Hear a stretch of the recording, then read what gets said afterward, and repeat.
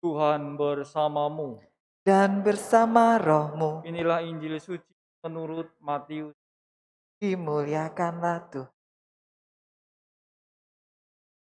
Dalam khotbah di bukit, Kristus berkata kepada murid-muridnya, "Kamu telah mendengar yang difirmankan, mata ganti mata dan gigi ganti gigi.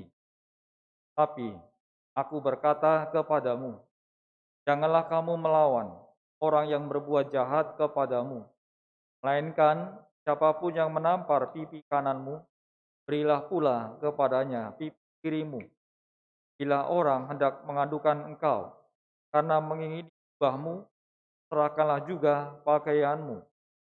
Bila engkau dipaksa mengantarkan seseorang berjalan sejauh 1 mil, berjalanlah bersamanya jauh 2 mil. Berilah kepada orang yang meminta kepadamu, dan janganlah menolak orang yang mau meminjam dari kamu. Kamu telah mendengar yang difirmankan, kasihilah sesamamu manusia dan bencilah musuhmu. Tapi aku berkata kepadamu, kasihilah musuh dan berdoalah bagi mereka yang menganiaya kamu.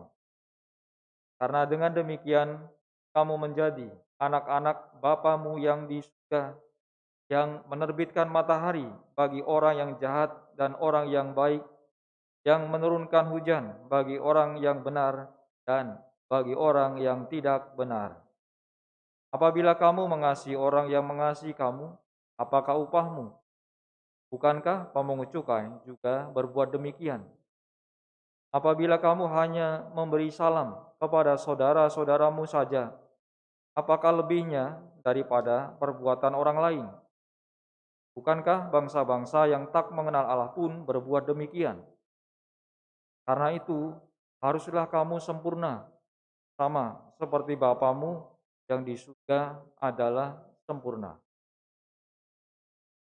Demikianlah sabda Tuhan.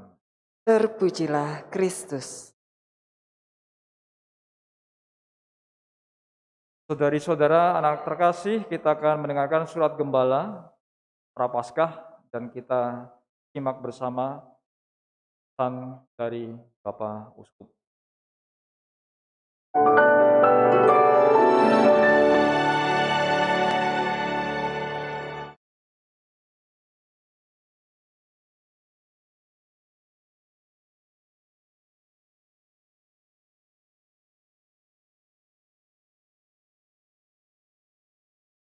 Imam, remaja dan kasih di dalam Kristus.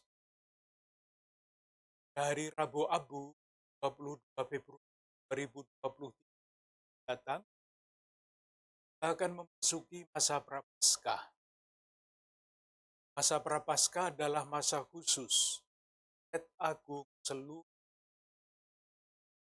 syukuri kasih Allah yang begitu besar kepada kita. Juga diajak kembali jati. Melalui Musa, Tuhan menyatakan bahwa kita adalah umat yang kudus. Dalam suratnya kepada jemaat di Rasul Paulus menyatakan bahwa Roh Allah diam di dalam kamu, dan kamu adalah Kristus. Sementara itu, Yesus menyatakan, "Setelah kamu sempurna, sebagaimana Bapamu di surga sempurna."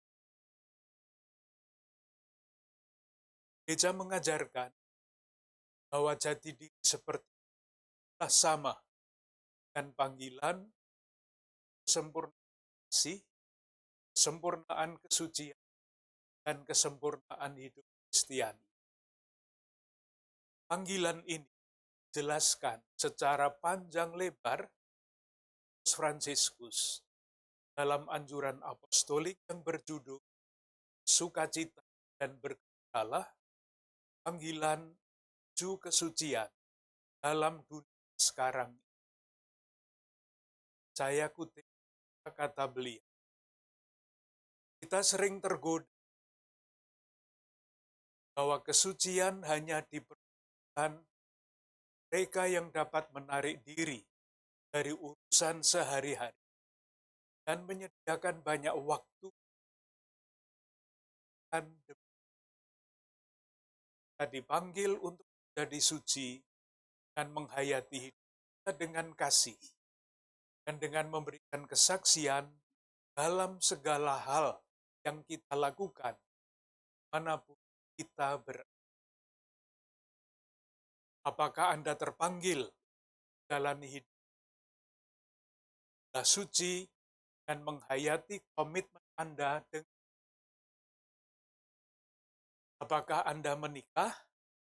Jadilah suci dengan mengasihi dan memberikan perhatian pada suami atau istri Anda sebagaimana dilakukan oleh Kristus bagi gerejanya. Apakah Anda bekerja untuk mencari nafkah? Jadilah suci dan bekerja secara jujur dan cerdas dalam pelayanan pada saudari-saudara. Dalam rangkaian pernyataan Paus Fransiskus ini, saya ingin menambahkan satu pertanyaan dan jawabannya. Apakah Anda warga Keuskupan Agung Jakarta? Jadilah suci dengan terus berusaha mencari jalan-jalan baru, merawat, dan mengembangkan kesejahteraan bersama. Pertanyaan ini. Pada tahun ini kita, umat Katolik Keuskupan Agung Jakarta, menjalani masa Prapaskah ketika kita dalam rangka memahami ajaran sosial gereja ingin mendalami tema kesejahteraan bersama dan mencari bentuk aksi nyata yang dimaksudkan dan kesejahteraan bersama adalah keseluruhan kondisi hidup masyarakat yang memungkinkan baik kelompok-kelompok maupun anggota-anggota perorangan secara lebih lancar capai kesempurnaan sendiri. Sebagai umat Kristiani, kita dipanggil terlibat dalam mengusahakan kesejahteraan bersama. Saudari-saudaraku yang kasih, kita memasuki masa Prapaskah dengan rasa syukur karena di tengah berbagai macam tantangan yang disebabkan oleh wabah COVID-19, pemerintah sungguh bekerja keras dan seluruh warga bangsa terlibat kesejahteraan bersama. Namun, kita semua juga sadar bahwa keadaan masyarakat kita tidak sedang baik-baik saja. Data Badan Pusat Statistik sejak September 2019 hingga September 2022, orang miskin Indonesia meningkatnya dari 24,78 juta menjadi 26,30. Dalam periode Agustus 2019 hingga Agustus 2020, pengangguran Indonesia juga meningkat dari 7,0 juta menjadi 8,4. Kemiskinan dan kelangkaan lapangan kerja ini tampak pada kesehatan masyarakat yang daya beli. Salah satu penelitian yang dipublikasikan pada akhir tahun 2002 memperkirakan 68% penduduk Indonesia tidak mampu dan gizi harian. Ini berdampak antara lain pada tingginya prevalensi stunting atau TENKES anak-anak di Indonesia. Menurut survei status gizi Indonesia, prevalensi tenkes anak-anak balita pada tahun 2002 sebesar 21,%. Sementara itu, angka kasus tenkes pada anak-anak usia 12 sampai 13 bulan pada tahun 2022 meningkat dari 565.479 menjadi 978.930 anak. Kesehatan mental masyarakat juga berdasarkan hasil survei nasional mengenai kesehatan mental remaja Indonesia. 1 remaja berusia 10 sampai 17 tahun di Indonesia memiliki masalah kesehatan mental dalam 12 bulan terakhir. Jumlah itu setara dengan 15,5 juta remaja. Tentu keadaan masyarakat kita jauh lebih kompleks pada yang tercermin dalam angka. Saudari-saudaraku yang kasih, saya ingin mengajak saudari-saudara sekalian secara khusus menyadari satu dari antara kejahatan kemanusiaan yang paling besar yang langsung berlawanan dengan cita-cita kesejahteraan bersama, yaitu perdagangan orang. Dari saudara kita yang paling miskin, rentan, dan difabel, serta perempuan dari segala usia dan anak, kaum migran, dan saudari-saudara kita yang datang dari keluarga yang tidak harmonis, sangat rentan dieksploitasi praktek perdagangan manusia. Pada awal bulan Januari 2023, polisi menangkap 4 orang terduga pelaku perdagangan orang di sebuah apartemen di kawasan Cempaka Putih, Jakarta Pusat. Tindak pidana perdagangan orang juga banyak menyerang saudari-saudara kita, pekerja migran Indonesia yang bekerja di luar negeri. Direktur dan warga negara Indonesia dan luar negeri. Jumlah kasus tindak pidana perdagangan orang warga negara Indonesia di luar negeri 2017 hingga Oktober 2020 meningkat. Kasus tindak pidana perdagangan orang ada di sekitar. Namun tidak selalu jelas terlihat karena para penjual manusia kerja secara sembunyi-sembunyi dan Gereja menegaskan bahwa perdagangan orang dan penyelundupan migran adalah kriminal, dosa berat, karena melecehkan serta merusak martabat manusia. Paus Fransiskus menyebut praktek perdagangan orang sebagai luka serius dalam masyarakat dan gereja. Karena itu, Pak Suci menyampaikan komitmen gereja memerangi praktek perdagangan. Saya kutip kata-kata beliau.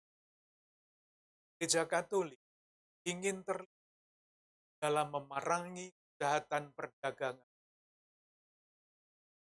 Gereja ingin melindungi korban dari penipuan dan bujuk rayu pedagang.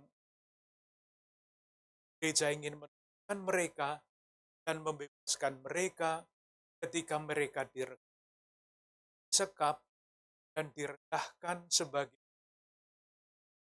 Gereja ingin mendampingi setelah mereka dibebaskan. Saudari-saudaraku yang kasih, tantangan dan kenyataan yang tergambar dalam angka-angka dan pernyataan-pernyataan itu bahwa perjuangan kesejahteraan bersama jadi sangat relevan, sangat. Kesejahteraan bersama adalah wujud nyata dari keselamatan yang merupakan buah sengsara, wafat, dan kebangkitan Kristus yang akan kita rayakan pada suci. Keselamatan manusia secara fisik, secara mental, jiwanya, dan secara spiritual. Pertanyaan yang mesti kita jawab adalah, apa yang harus kita lakukan supaya kesejahteraan bersama, fisik, mental, spiritual, dapat semakin. Berapa contoh berikut dapat kita bisa mulai dari keluarga kita masing-masing dan lingkungan terdekat dengan merawat dan mengembangkan keharmonisan relasi dalam keluarga. Relasi yang harmonis di dalam keluarga akan memunculkan prakarsa-prakarsa kreatif. Usahakan kesejahteraan bersama. Misalnya, ambil bagian dalam pelayanan makanan bergizi anak-anak yang mengalami gizi buruk sekitar.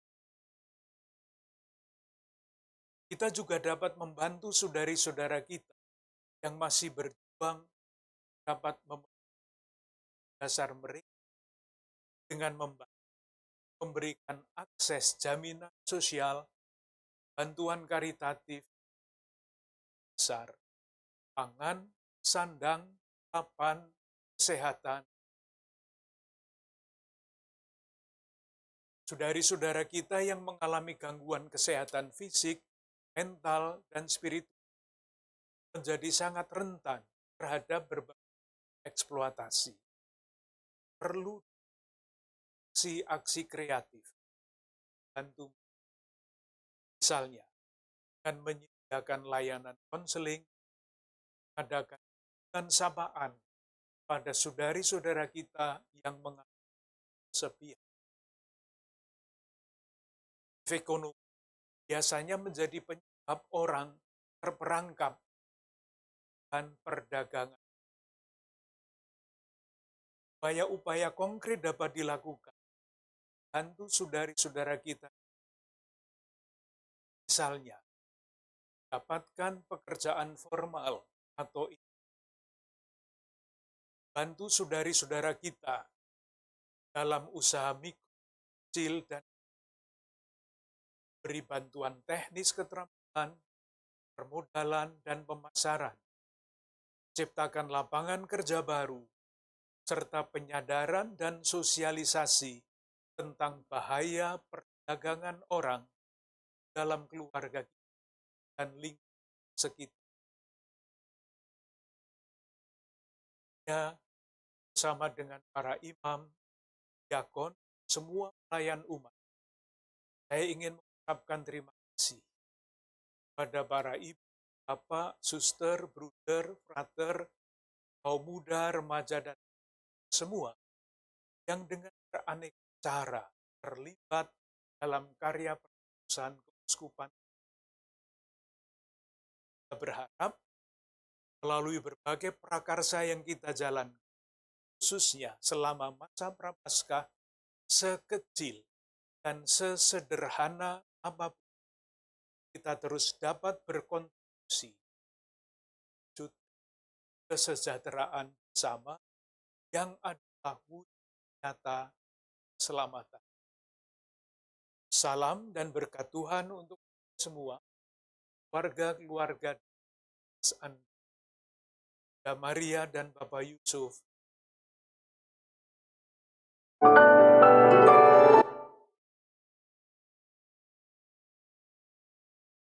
Saudara-saudari, mari kita lanjutkan misa pagi ini dengan bersama kita meneguhkan iman mendoakan syahadat para rasul.